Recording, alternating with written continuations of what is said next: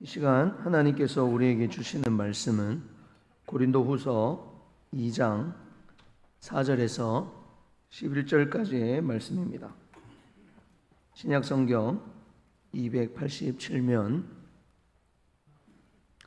고린도후서 2장 4절에서 11절까지의 말씀을 제가 봉독해 드리겠습니다.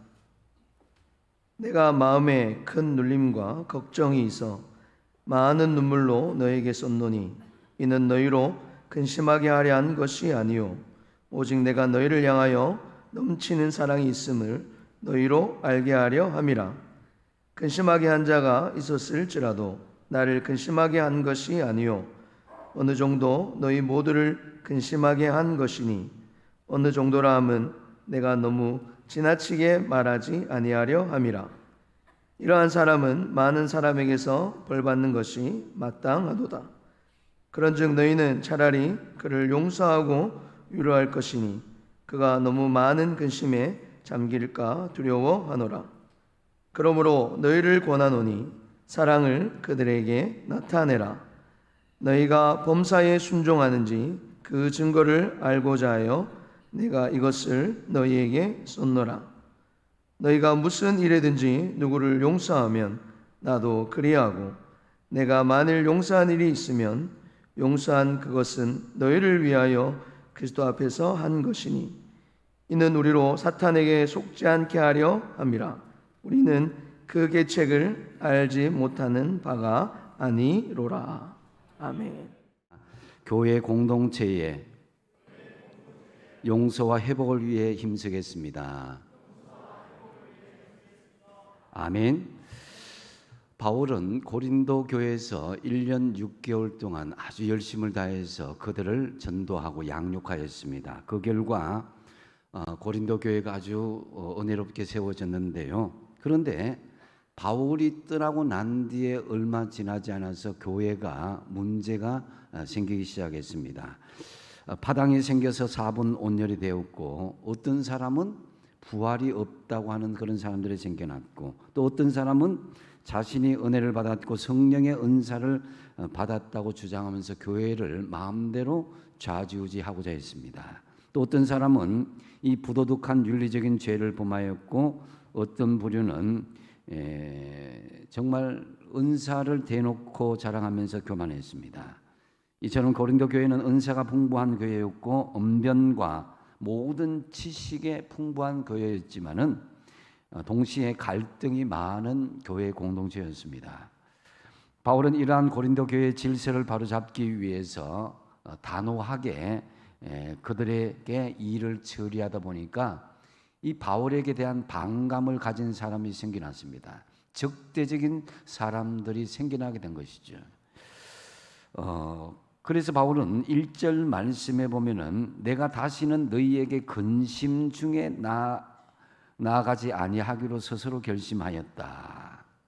그러니까 그렇게 바울에게 적대적이고 반감을 가진 사람들을 만나게 되면 이 갈등이 되고 근심이 된다는 거죠.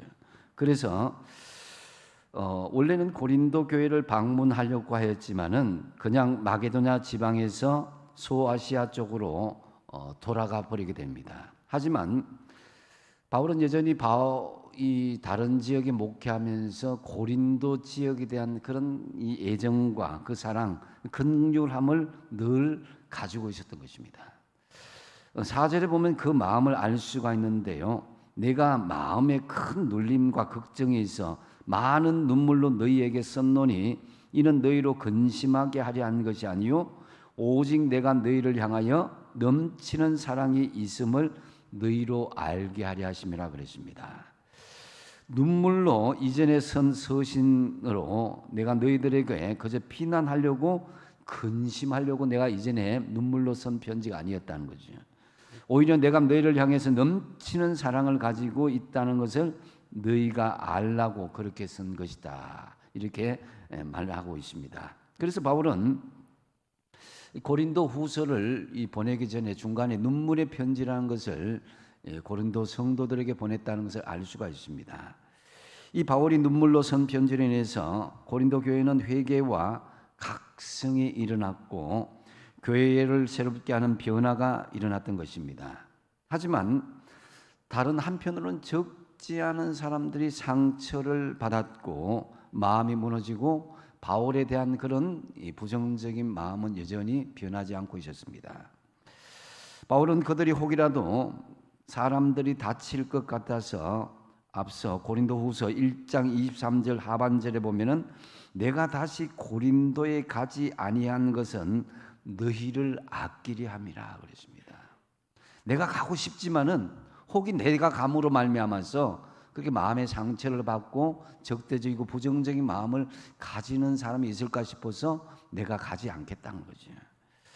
어쨌든 이 고린도 교회의 문제는 우여곡절 끝에 성령님의 역사 안에서 건실하게 다시 회복되는 역사가 일어났습니다. 이 고린도 후서는 문제가 해결된 후에 보낸 편지인데요. 5절 말씀을 같이 한번 읽어볼까요? 5절 시작. 근심하게 한 자가 있었을지라도 나를 근심하게 한 것이 아니요 어느 정도 너희 모두를 근심하게 한 것이니 어느 정도라 함은 내가 너무 지나치게 말하지 아니하려 함이라 그랬습니다. 여기서 바울은 근심하게 한 자가 있을지라도라고 가정하여서 부정사로 지칭한 것은 그들을 이미 용납하고 사랑하고 있다는 증거이기도 합니다. 나를 근심하게 한 것이 아니요라는 것도 자기가 근심한 것은 기억하지 않겠다는 태도인 것이고, 이것은 바울이 고린도 교인에 대한 사랑과 이해와 동정심을 가지고 있었다라는 것을 알 수가 있습니다.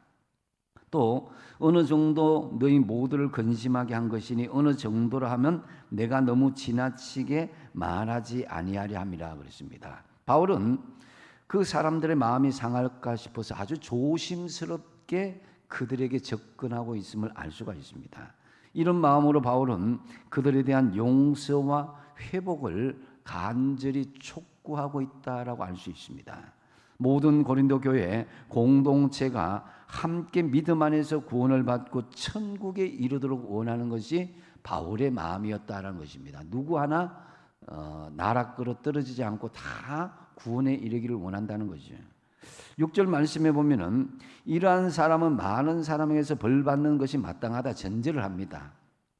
여기서 벌 받는 것이 마땅하다고 번역한 것은 좀 이렇게 개역 개정판 이전에 번역인 개역 한글판은 많은 사람에게서 벌 받는 것으로 족하도다 이렇게 해석하고 있습니다. 영어 성경 NIV 성경에서 보면 this punishment에서 by the majority is enough 했습니다. 그러니까 많은 다수에 의해서 이러한 벌을 받는 것으로 충분히 족하다. 그만하면 충분히 벌을 받았다는 것으로 해석하는 것이 문맥상으로 자연스럽습니다. 즉 바울은 당사자에게 그만하면 충분히 벌을 받았으니까 이제는 모든 성도들이 받아주고 용납하고 용서하라는 것입니다. 바울은 자기를 공격했던 그 사람이 너무 심한 고통이나 슬픔에 빠지지 않기를 원하고 있었던 것입니다. 물론 교회 공동체는 교회의 기강을 바로 세우기 위해서 법과 원칙은 세워져야 합니다. 하지만 여기에서 교회 공동체가 가져야 될 중요한 자세는 함께하는 것입니다. 만약 교회 공동체가 함께라는 것이 사라진다면 이 교회 공동체는 더 이상 그리스도의 몸도 하나님의 백성도 아니라는 것입니다. 고린도전서 12장 26절이 그 말씀인데요. 같이 한번 읽어보도록 하겠습니다. 시작. 만일 한 지체가 고통을 받으면 모든 지체가 함께 고통을 받고 한 지체가 영광을 얻으면 모든 지체가 함께 즐거워하느니라. 아멘. 바울은 바로 이 목자의 마음을 가지고 있음을 알 수가 있습니다. 그럴 수밖에 없었던 것은 바울 자신이 예수님으로부터 정말 넘치는 사랑을 받았기 때문입니다. 바울은 예수님의 제자들을 핍박했고 투옥했습니다. 그러나 예수님은 그런 바울을 버리지 않았던 거예요. 예수님은 다메섹으로 가는 바울을 찾아오셨고 주님은 바울을 이런 양 한 마리 찾은 것처럼 그를 품고 안아주셨습니다. 바울은 이 사랑을 자신이 먼저 뼈저리게 깨달았기 때문에 자기도 마찬가지로 그러한 사람들을 품어주고 용서와 회복이 온전하게 이루어지길 원했던 것입니다. 만약 주님께서 그와 함께 가려고 하지 않으셨다면 그는 정말 버림을 받을 수밖에 없었고 아무런 희망이 없었을 것입니다. 자신이 그런 은혜를 입었기에 바울은 자신에게 맡겨진 사람들 중 한 사람도 절대로 놓치고 싶지 않았던 것입니다. 그래서 혹시나 내가 불시에 고린도 교회에 방문해서 상처를 받는 사람이 있어서 이만큼 조심스러운 마음을 가지고 있지만은 그러나 그 고린도 교회 공동체 한 사람 한 사람을 너무너무 사랑하고 그들이 회복되기를 원한다라는 것을 마음을 전해주었던 것입니다. 자신 같은 사람도 용서하시고 받아주신 이 주님을 생각하면서 자신을 향해 비수를 던진 사람이지만 천국까지 같이 가길 원했던 것입니다. 이게 바울의 애절한 그런 이 용서와 회복의 마음이라는 것을 알 수가 있습니다. 그렇다면 본문에서 말씀하신 용서와 회복 구체적으로 어떻게 하라고 하시겠습니까? 먼저 용서하고 위로하라고 말씀하고 있습니다. 7절 말씀을 한번 같이 읽어보겠습니다. 시작. 그런즉 너희는 차라리 그를 용서하고 위로할 것이니 그가 너무 많은 근심에 잠길까 두려워하노라. 아멘. 우리 주님은 용서의 주님이십니다. 예수님께서 십자가에 달리실 때 우편 강도가 회개하면서 예수여 당신의 나라에 임하실 때 나를 좀 생각해 주셔서 이렇게 이야기했습니다. 그렇게 구원을 요청했을 때에 예수님은 어떻게 강도짓만 하는 너가 이렇게 염치 없게 무슨 낯으로 구원받겠다고 하겠느냐, 이렇게 면박을 주지 않고 내가 진실로 내게 이르노니 오늘 내가 나와 함께 낙원에 있으리라 하며 그를 구원해 주셨습니다. 예수님은 회개하는 자에게 과거를 묻거나 책망하지 않으셨습니다. 여러분, 성경에서 예수님을 배신한 가룟 유다만 속 빼놓고 다른 제자의 발을 씻기셨다, 이런 내용이 없습니다. 조금 후에 이 가룟 유다가 자신을 배신할 줄 알면서도 예수님은 가룟 유다의 발까지도 친히 씻겨 주셨던 것입니다. 그래서 얼마나 놀라운 일입니까? 예수님은 제자들이 죄를 짓기도 전에 무엇을 선포했습니까? 용서를 선포한 것을 볼 수가 있습니다. 구하기 전에 자비를 베푸셨습니다. 그런데 여러분에게 가족 중에, 친구 중에, 직장의 동료 중에, 이웃들 중에, 심지어 성도들 중에 왼수 같은 사람 용서해 주라고 하면 어떻게 하겠습니까? 나는 다른 사람을 다 용서하는데 나는 그 사람은 절대로 용납할 수 없다. 상처가 너무 깊기 때문에 그 사람 보기만 해도 몸서리가 쳐진다, 이런 사람이 있을 것입니다. 우리도 감정을 가진 사람이기 때문입니다. 우리의 삶의 현장에 근데 용서가 있어야 하나님 나라가 이루어지는 거예요. 용서가 없다면 그 불신과 원망과 불평 가운데 사단이 역사할 수밖에 없다라는 것입니다. 에베소서 4장 32절 말씀 뭐라고 하십니까? 서로 친절하게 하며 불쌍히 여기며 서로 용서하기를 하나님이 그리스도 안에서 너희를 용서하심과 같이 하라고 말씀하십니다. 이 용서는 미루면 안 됩니다. 미루다가 용서하는 기회를 놓치고 주님을 만나게 되면 어떡할 것입니까? 네가 용서하지 않았기에 나는 너를 도무지 모른다, 나는 너를 용서할 수 없다라고 말씀하신다면 어떡할 것입니까? 기억하십시오. 주님의 용서함을 받은 우리는 용서가 선택사항이 아니라 의무사항입니다. 그리고 여기서 또 중요한 것은 용서한 후에 끝나는 것이 아니라 위로하라고 말씀하고 있습니다. 그 사람이 너무 많이 근심에 빠질까 염려한다라는 것입니다. 그래서 더 근심에 빠지지 않도록 그를 격려하고 위로할 것을 말씀하고 있습니다. 용서만으로는 부족하고 위로할 수 있어야 되는 것이죠. 주님의 마음으로 위로하여 주십시오. 고린도후서 1장 4절 말씀을 같이 한번 읽어보겠습니다. 시작. 우리의 모든 환난 중에서 우리를 위로하사 우리로 하여금 하나님께 받는 위로로서 모든 환난 중에 있는 자들을 능히 위로하게 하시는 이시로다. 아멘. 우리가 하나님의 위로하심을 통해서 위로함을 받지만은 또 서로 믿음의 식구들을 통해서 위로함을 받는 것이다라는 거죠. 내가 가장 힘들고 어려울 때 누군가가 따뜻한 말 한마디 아니면 그냥 내 곁에 와서 손을 잡아주고 곁에 있는 것만으로도 얼마나 위로가 되는지 모릅니다. 저는 이제 울산 호격에 부임한 지가 48년이 됐습니다. 이번 달로 인해서 제 전임자에 대한 그 마음들이 참 부담이 늘 있었습니다. 저하고 신학교를 같이 졸업한 동기였지만은 그 모임에는 전혀 나타나지 않고 늘 그런 숨어있고 우울한 감정을 가졌는데 제가 지난 월요일에 인천에서 동기 신대원 모임을 이렇게 하게 되었습니다. 사진을 한번 띄워볼까요? 손을 어떻게 잡고 있어요? 깍지 끼고 잡고 있어요, 제가. 그 옆에 있는 사람이 제 전임자 최승민 목사입니다. 예. 그래서 제가 얼마나 반가운지 모릅니다. 이 공식적인 자리에 늘 나오지 않았거든요. 그런데 이번에 공식적인 자리에서 이렇게 나온 거 보고 제가 직접 찾아가서 사진을 한번 찍자고 이렇게 이야기했습니다. 그래서 이 사진을 찍고 제가 보내줬습니다. 보내주니까 그 목사님, 최성희 목사님께서 문자로 이렇게 저한테 보내주셨습니다. 제가 문자 그대로 읽어볼게요. 목사님, 저도 뵙고 싶었는데 만나 뵙게 되어서 반가웠습니다. 호계교회 참 좋은 교회였습니다. 많이 울고 기도했던 기억만 간직합니다.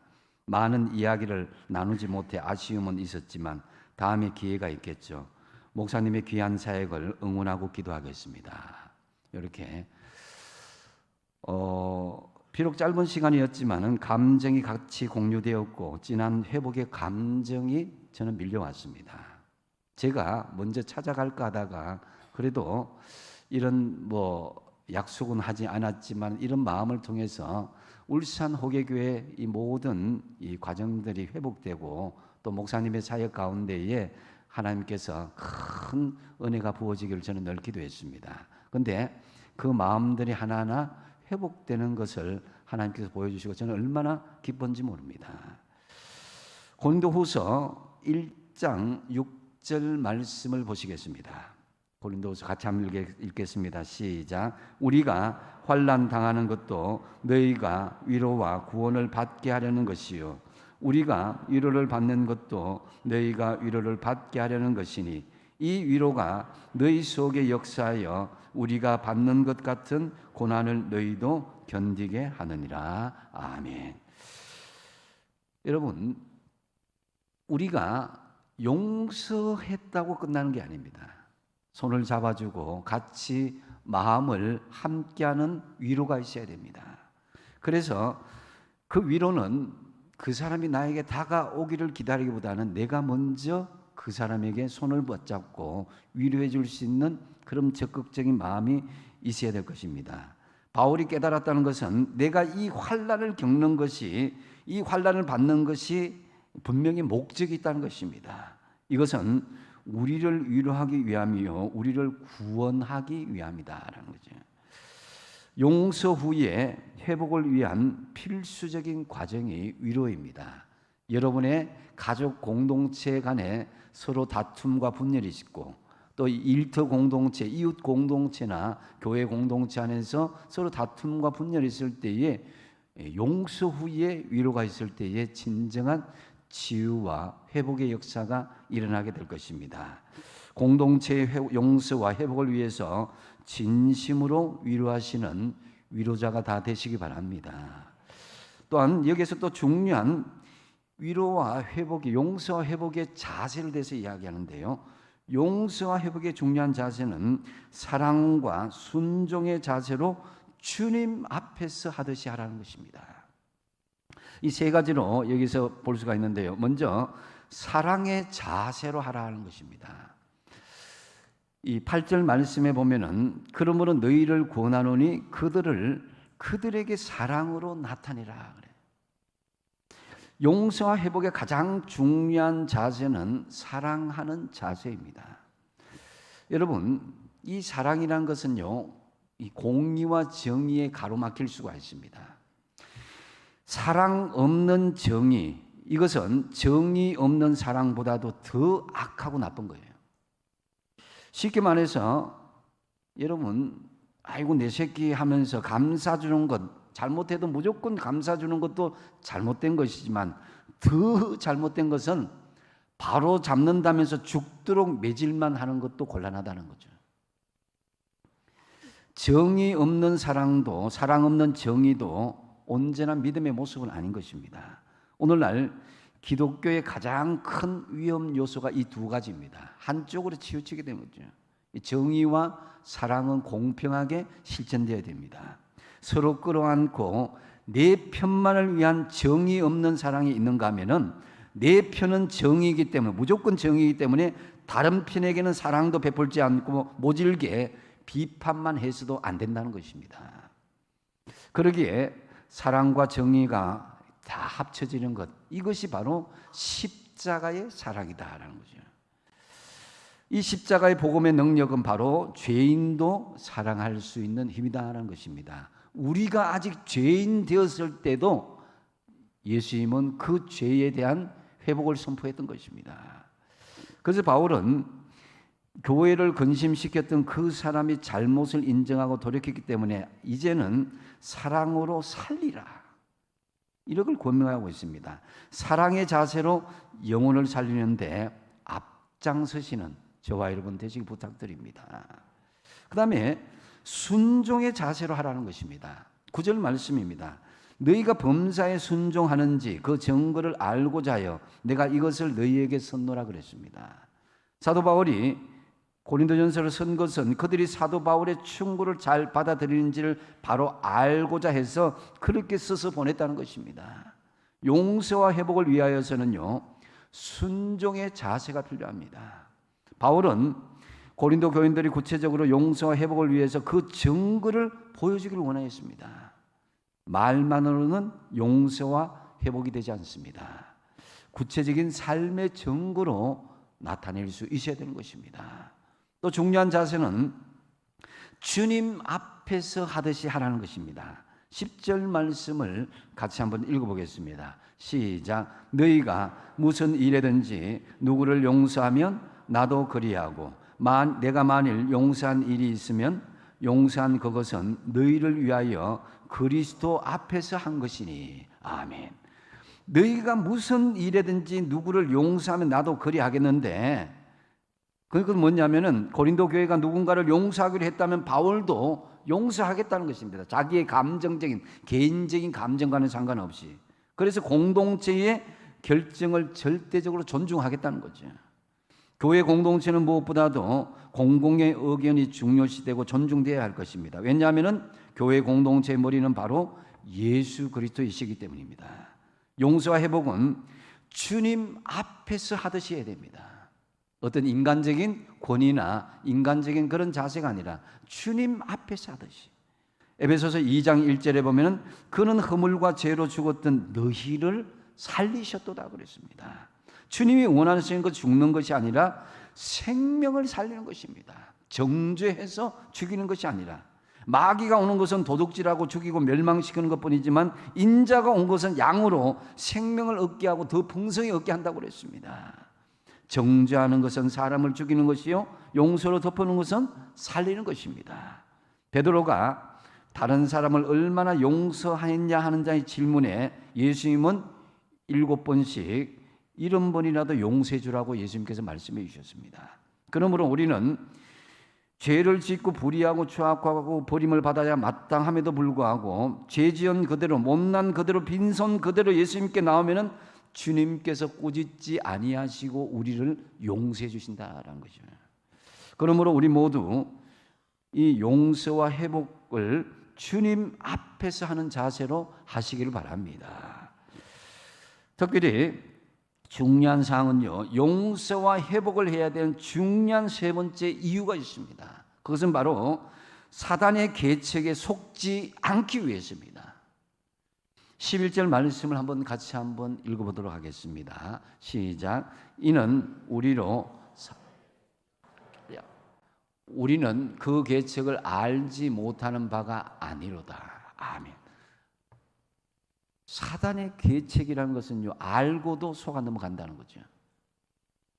사단은 언제나 교회 공동체를 배후하고 있습니다. 특히 믿음이 좋은 사람들을 넘어뜨리려고 하고 있습니다.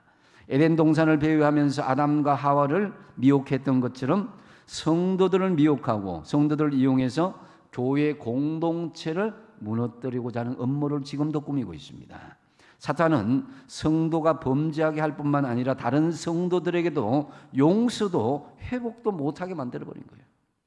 그래서 패를 갈라놓게 되는 것입니다. 우리가 우선 죄를 지어서도 안 되지만은 죄를 지은 자를 용서하지 못하는 것도 사탄에게 눈 뜨고 당하는 것이다라는 거죠.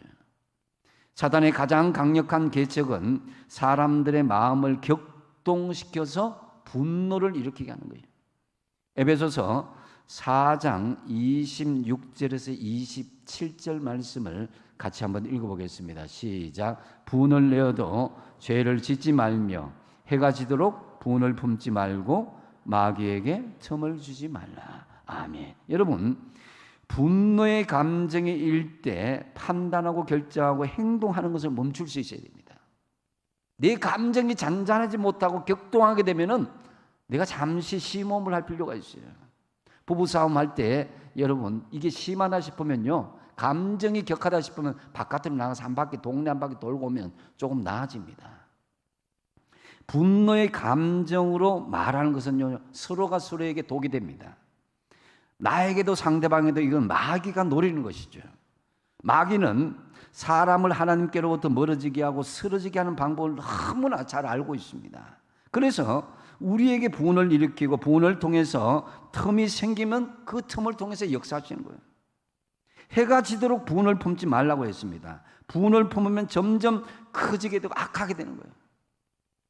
분은 돌발적이고 광폭합니다. 유대인의 법에 해지면 다음 날이 되므로 분을 며칠씩이나 계속으로 품지 말라고 계속 그렇게 유대인의 법에도 이야기하고 있습니다. 닭이 계란을 품게 되면 병아리가 나오지만 분을 품고 있으면 마음과 오해, 악의와 분노와 보복과 살인이 나올 수 있는 그런 일들이 벌어집니다. 인간이 분을 품으면 판단력과 인격, 그간 쌓아왔던 모든 것이 무너질 수 있습니다. 인간의 분노는 결코 하나님의 의를 이룰 수가 없습니다. 요즘 세상살이가 너무나 팍팍해서 그런지 성도들 좋다, 성령에 지배되는 것이 아니라 감정에 지배당하는 것을 왕왕 볼 수가 있습니다. 기분 나쁘면 교회도 안 나옵니다. 지옥 가든지 천국 가든지 그게 문제가 아닙니다. 사느냐 죽느냐의 문제보다도 자신의 감정이 우선이고 자신의 기분이 먼저입니다. 우리의 감정을 건드려서 분을 내게 하는 사탄에게 여러분 틈을 그렇기 때문에 주지 말아야 되는 거예요. 우리가 전도할 때 오늘 또 교구별 활동할 때 이 교구별 중에 전도하는 팀들이 많더라고요. 감사하고요. 근데 우리가 전도할 때 이 감정을 절대 건드려서는 안 됩니다. 아무리 상대방이 택도 없는 말을 할 수도 있어요.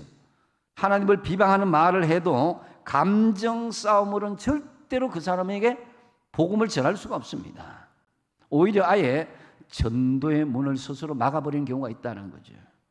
상대방이 화를 내지 않도록 내 마음속에 슬그머니 솟아오르는 분노를 내가 잘 다스리고 상대방에게도 그렇게 분노를 내지 않도록 온유한 마음으로 나아갈 수 있어야 될 것입니다. 사랑과 용서가 없는 공동체는 결국 정오와 비난으로 인해서 분열되고 사단에게 역이용 당할 수밖에 없습니다. 교회가 일반 사회처럼 낙인 찍기나 뒷담화를 이용하면은 더 이상 거룩한 공동체가 될 수가 없습니다. 사단의 분열시키는 계책에 여러분 속지 않도록 하나님의 지혜로 바로 쓰시기 바랍니다. 나도 모르게 사단에게 이용당할 수 있습니다. 깜깜한 방에서 불을 켜시면 순식간에 방안이 밝아집니다. 그리고 다시 불을 끄면 순식간에 어두워집니다. 마찬가지로 마귀가 우리에게 오는 것도 그 틈을 통해서 순식간에 들어옵니다. 마귀는 결코 멀리 있는 것이 아닙니다. 언제든지 우리가 틈을 보이면 그 틈을 치고 들어오는 거예요. 마귀로 틈을 타지 못하게 하십시오. 아무리 마귀가 우는 사자와 같이 두루다니며 삼킬 자를 찾는다 할지라도 우리가 바로 서 있으면 절대로 마귀는 우리 틈을 타고 올 수가 없습니다. 사단을 내쫓는 방법은 오늘 주신 말씀대로 용서와 사랑과 하나된 연합된 공동체를 만들어 나가는 것입니다. 어떤 사단의 계책에도 속지 마시고 용서하시고 사랑하시고 하나된 공동체로 연합하시는 저와 여러분이 되시기 바랍니다. 이제 말씀을 맺습니다. 신학자 에밀 보를러라는 사람이 있습니다. 에밀 보를러는 친한 친구가 있었는데 너무 친했는데 이 두 사람의 관계가 갑자기 나빠졌어요. 1년 동안이나 그렇게 좋지 않은 감정으로 지속되었는데, 그래서 에밀 보를러가, 이 교수가 화해의 노력을 시작해서 편지를 5통이나 아주 구구절절히 보내줬습니다. 그런데 아무런 답장이 없었습니다. 그러다가 어느 추운 날, 눈이 내리는 날에 눈보라를 헤치면서 그가 친구의 집으로 찾아가고 싶은 마음이 생겼습니다. 그래서 눈보라를 헤치고 문을 두드렸습니다. 그러자 그 얼음장 같았던 친구의 마음 문이 열리는 데는 10분도 채 걸리지 않았다는 것입니다. 화해는 직접 찾아가는 정성이 필요하고 직접 대면할 때 성령께서 그 마음을 열어주시는 거예요. 전화로 문자로 할 수 있지만은 진짜 내 자녀와 내 가족과 이웃과 친지 이런 사람과 마음이 닫혀 있다면은 문자나 메일보다는 전화보다는 직접 찾아갈 필요가 있습니다. 하나님께서는 구약 예언자를 통해서 수많은 편지를 구약 성경을 통해서 보내주셨습니다. 그런데 하나님께서는 그들을 선지자를 핍박했습니다. 할 수 없이 하나님이 초라한 모습으로 직접 우리 인간의 모습으로 이 땅에 오셨습니다. 2000년 전에. 그 일로 인해서 우리는 하나님과 화목하게 되었고 화목하게 하는 방법을 알게 되었습니다. 주님께서 친히 이 세상에 오신 것처럼 이제 우리가 용서와 회복의 중재자가 되어주시기 바랍니다. 여러분이 가는 곳에 문제가 일어나는 트러블 메이커가 아니라 회복되고 화합되는 피스메이커의 역할을 감당하시기 바랍니다. 용서와 회복을 위해서 첫 번째 뭐라고 그랬습니까? 용서하고 위로하라는 것입니다. 용서만 덜렁 던져주는 것이 아니라 진심으로 손을 잡고 그 마음을 통하는 마음으로 위로해 주시기 바랍니다. 또한 사랑과 순종의 자세로 주님 앞에서 하듯이 하십시오. 주님의 십자가의 사랑으로 구체적인 삶의 순종의 자세로 주님 앞에서 하듯이 용서와 회복을 힘쓰십시오. 그리고 사단의 계책에 속지 않도록 하십시오. 어떤 사단의 계책에도 속지 마시고 서로 용서하시고 사랑하시고 하나된 아름다운 울산 호객의 공동체로, 여러분의 가정 공동체로, 일터 공동체로 세워나가시는 저와 여러분 다 되시기 바랍니다. 기도하겠습니다.